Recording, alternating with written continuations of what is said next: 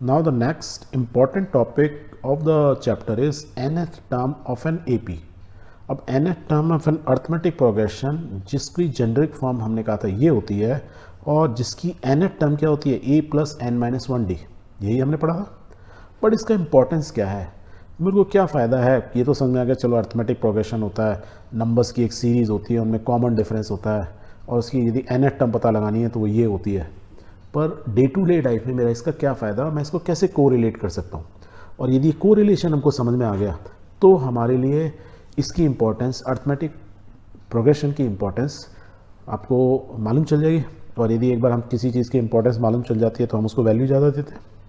जैसे होता है ना, कभी आपको अपने किसी दोस्त की वैल्यू मालूम चल जाती है कि अरे यार ये मेरा दोस्त कितना बढ़िया है, उसकी इंपॉर्टेंस जिस दिन आपको उसकी इंपॉर्टेंस मालूम चल गई तो वो ज़िंदगी भर आपका दोस्त रहता है, राइट। तो कभी आप उसको छोड़ोगे नहीं। एग्जैक्टली सेम वे में ये है कि आपको ये इंपॉर्टेंस मालूम चल जाए कि nth term of an arithmetic progression या अर्थमेटिक प्रोग्रेशन आपकी डे टू लाइफ में कहाँ पे आते हैं। हमने देखा था नेचुरली स्टार्टिंग चैप्टर ऐसे ही किया था ना कि बहुत सारे पैटर्न्स होते हैं, नेचर में भी होते हैं और हमारी डे टू डे लाइफ में भी होते हैं। तो उन्हीं में से एक एग्जाम्पल जो था उसी को अब दोबारा समझते हैं। The example was like this, हाँ, कि Reena applied for a job and got selected. Reena ने एक जॉब में अप्लाई किया और वो सेलेक्ट हो गई, उनको जॉब ऑफर मिला। And the offer was like this: she has been offered the job with a starting monthly salary of rupees 8,000 with an annual increment of rupees 500। क्या मतलब हुआ इसका कि जब भी आप जॉब में अप्लाई करते हैं ना तो आपको वो बोलते हैं कि हम आपको मंथली सैलरी सब एक फिक्स अमाउंट देते हैं, तो that is called the monthly salary. Her month आपको इतने हज़ार रुपये मिलेंगे। जैसे रीना को जो ऑफर दिया, जॉब ऑफर, उसमें बोला 8,000 rupees per month you will get, this the salary, okay. और जब एक साल वो काम कर लेंगे, अच्छे से काम करेंगी, तो उसकी उनकी सैलरी में थोड़ा सा इंक्रीज़ करेंगे एक साल बाद, तो उसको बोला जाता है एनुअल इंक्रीमेंट। मीन्स जब एक साल काम कर लेते हैं आपकी सैलरी में कुछ इंक्रीज़ होता है, उस चीज़ को बोला जाता है एनुअल इंक्रीमेंट। दैट मीन्स एक साल काम करने के बाद नेक्स्ट ईयर में उनकी सैलरी कितनी हो जाएगी, 8,000 प्लस 500, मीन्स 8,500 हो जाएगी। क्यों? क्योंकि हम बोल रहे हैं कि आपने बहुत अच्छा काम किया, 12 मंथ्स तक आप हमारे साथ रहे, now we are giving an increment, हम आपको इसका एक बोनस दे रहे हैं। So that way your salary now will be not 8,000, it will be 8,500। अब क्वेश्चन ये आता है कि यदि मैं आपसे पूछूं कि what would be her monthly salary for the 5th year, means जब उनको 4 साल कंप्लीट हो चुके होंगे और वो 5th ईयर में आ गई होंगी, उस साल उनकी सैलरी कितनी होगी। तो फर्स्ट ईयर में तो सैलरी मालूम है 8,000 है, 5th ईयर में कितनी होगी, और हमको ये मालूम है हर साल उनकी कितनी सैलरी राइज हो रही है, 500 रुपीज़ से। तो you can easily find out, you will say कि द अर्थमेटिक प्रोग्रेशन, मेरी क्योंकि हम बार बार ये पढ़ रहे हैं तो हम लिख सकते हैं arithmetic progression will be something like this. क्या? 8,000 rupees, this is what salary of the first year. And next year में कितनी होगी, नेक्स्ट ईयर में ये D is the difference 500 rupees का है, राइट। तो मैं लिख सकता हूँ तो 8,000 प्लस 500, 8,500। ये कब हो गई मेरी, सेकेंड ईयर में। थर्ड ईयर में कितना होगी, फिर वही 500 रुपये बढ़ेंगे उनके। तो थर्ड ईयर में कितनी होगी, this plus this 9,000 rupees, this is what of my third year. तो this way you will continue and you can write every year में उनकी सैलरी क्या होगी, whether it is 5th year और द 6th ईयर, राइट। अब question क्या था, उन्होंने बोला कि 5th ईयर में जब वो आएंगी उनकी सैलरी कितनी होगी। तो यू कैन फाइंड आउट कि उनकी 5th ईयर में, फर्स्ट ईयर में 8,000, नेक्स्ट ईयर में 500 बढ़ गए तो 8,500, 9,000, 9,500 एंड 10,000। तो we have easily find out कि 5th ईयर में उनकी सैलरी कितनी होगी, 10,000 रुपीज़ होगी। बहुत ईजी, कोई कन्फ्यूज़न? नो। क्या ऐसे ही इसको सॉल्व किया जाता है कि कोई भी और अच्छा तरीका भी है? अच्छा तरीका है। क्या तरीका है, ध्यान से देखना। ये हमारा अर्थमेटिक प्रोग्रेशन बन गया। क्यों बन गया कि starting a is the first term of arithmetic progression. A is the first term, 8,000 rupees, whereas 500 का उनका एनुअल इंक्रीमेंट हो रहा है। तो एनुअल इंक्रीमेंट बोलूँ, यदि मैं उसको इस चीज़ को अर्थमेटिक प्रोग्रेशन बोलता हूँ क्योंकि हर दो टर्म के बीच में common difference is 500, that means this series of number is an arithmetic progression.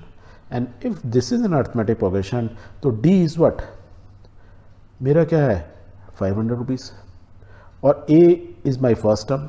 अब मुझे ए मालूम है, डी मालूम है, और मुझे क्या पता लगाना है, salary for the 5th year. तो क्या मैं ये फॉर्मूला जिसमें क्या लिखा है, nth टर्म मीन्स कौन सी पता लगानी मेरे को, 5th टर्म, n की वैल्यू क्या हो गई, 5।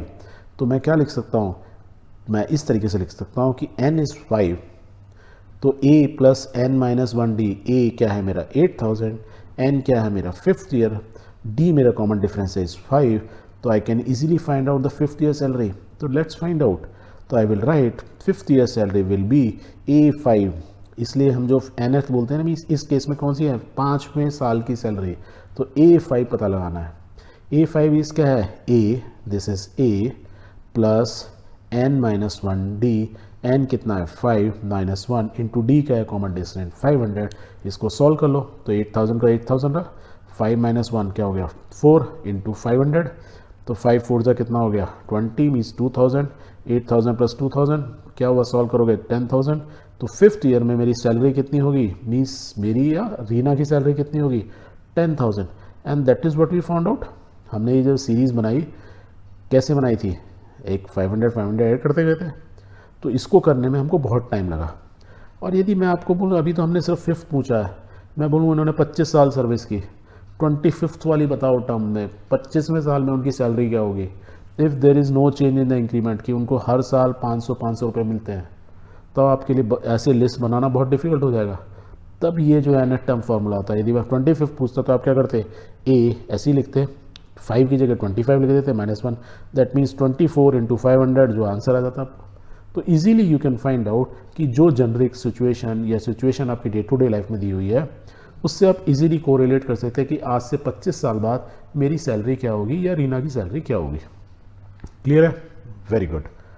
सो if there are m terms, यदि हमारा अर्थमेटिक प्रोग्रेशन जो है एक फाइनाइट नंबर तक है, तो if there are m terms हैं उसमें अर्थमेटिक प्रोग्रेशन में, तो जो mf टर्म होगी, m वाली टर्म होगी, तो am बोल सकता हूँ, यहाँ मैं an बोल रहा हूँ, an बोलूँ या am बोलूँ मतलब कोई फ़र्क नहीं पड़ता. बस सिंपल ये बोलना है कि यदि इसके अंदर हम वो अर्थमेटिक प्रोग्रेशन लेना है जिसके अंदर फाइनाइट नंबर ऑफ नंबर्स हैं, या अर्थमेटिक प्रोग्रेशन जिसमें फाइनाइट लिस्ट है. ऐसा तो नहीं है कि जो सैलरी जैसे ये बोलो रीना जो है 60 ईयर्स में रिटायर हो जाएंगी. दैट मीन्स यदि मैं अर्थमेटिक प्रोग्रेशन बनाऊंगा तो फर्स्ट ईयर से उन्होंने स्टार्ट किया, मान लो 20 साल की उनकी नौकरी लगी, दैट मीन्स 40 ईयर्स तक वो काम कर सकती है, उससे ज़्यादा नहीं कर सकती है. दैट मीन्स ये जो सीरीज़ बनेगी उसमें कितनी टर्म होगी 40th, लास्ट टर्म क्या होगी 40 ईयर्स में जो उनकी सैलरी होगी, जो 60 ईयर्स उनकी एज होगी, उस साल की जो सैलरी होगी. तो हम क्या बोल रहे हैं कि वो ये अर्थमेटिक प्रोग्रेशन क्या हो जाएगा फाइनाइट. जब फाइनाइट अर्थमेटिक प्रोग्रेशन होता है तो उसमें हम बोलते हैं कि जो उसकी am टर्म हुई, the last term which is sometime called the last term means l term बोलते हैं. द लास्ट l से लास्ट लिखते हैं ना, तो लास्ट टर्म मीन्स इसके 60वें साल में 40th ईयर में मतलब सर्विस के, या 60th ईयर्स जब उनकी एज होगी 20 से स्टार्ट की एज, तो दैट लास्ट जो टर्म होगी उसको l से डिनोट कर देते हैं. l से मीन्स ये an जो है ना उसका an ना बोल के हम l बोल देते हैं, क्योंकि n टर्म नहीं है, लिमिटेड है, फिक्स है. क्लियर है. तो आई कैन राइट an की जगह we can write am is equal to a plus m minus 1d. तो इन दोनों में कंफ्यूज नहीं होना है. ये सिर्फ बताने का मतलब ये है कि यदि फाइनाइट टर्म है तो हम am बोल सकते हैं, या जो लास्ट टर्म बोल दें हम वो बोल देंगे, क्योंकि it is a finest arithmetic progression, l से शो कर देते हैं. तो बहुत बार फॉर्मूले में हम जब अर्थमेटिक प्रोग्रेशन, वैसे नीचे वाले का कोई आपको रिलीवेंस नहीं रहेगा, बस यही बताने के लिए कि ये फाइनाइट अर्थमेटिक प्रोग्रेशन की जो लास्ट टर्म होते हैं उसको nth टर्म ना बोलते, उसको l से लास्ट टर्म बोल देते हैं, l से रिप्रेजेंट कर देते हैं. आप am भूल भी जाओ, formula is same, a plus n minus 1d, right. Okay.